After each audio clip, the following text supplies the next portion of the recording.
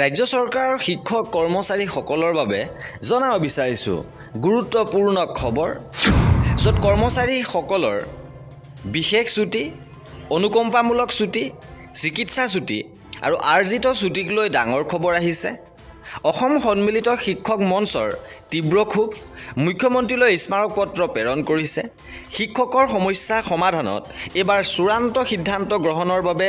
দাবী কৰিছে সবিশেষ আপোনালোকক জনাব বিচাৰিছোঁ ভিডিঅ'টো প্ৰথমৰ পৰা শেষলৈকে চাই থাকিব শিক্ষকৰ সমস্যা সমাধানত গুৰুত্ব নিদিয়ে ৰাজ্য চৰকাৰে সকলো সময়তে শিক্ষকসকলক দোষাৰোপ কৰি অহা ৰাজ্য চৰকাৰখনে আনকি আন চৰকাৰী কৰ্মচাৰীসকলে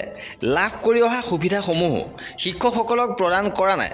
উল্লেখযোগ্য যে ৰাজ্য চৰকাৰে আন কৰ্মচাৰীসকলে ভোগ কৰি অহা ছুটিৰ লগত অসমৰ শিক্ষক সমাজে ভোগ কৰা ছুটিৰ ক্ষেত্ৰত বৈষম্য আঁতৰ কৰাৰ বাবে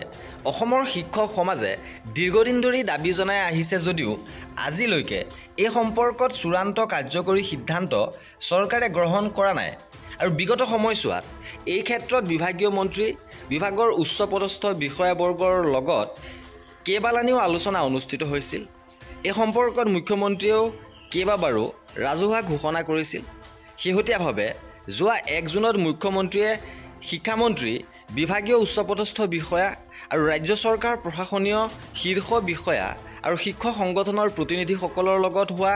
আলোচনাকালত শিক্ষক সমাজৰ ছুটিৰ ক্ষেত্ৰত থকা বৈষম্য আঁতৰ কৰি পৰৱৰ্তী কেবিনেটত চূড়ান্ত কাৰ্যকাৰী সিদ্ধান্ত গ্ৰহণ কৰিব বুলি ঘোষণা কৰিছিল য'ত শিক্ষকৰ পিতৃ মাতৃৰ মৃত্যুৰ বিশেষ ছুটি চিকিৎসাজনিত ছুটি অনুকম্পামূলক ছুটি আৰু আৰ্জিত ছুটি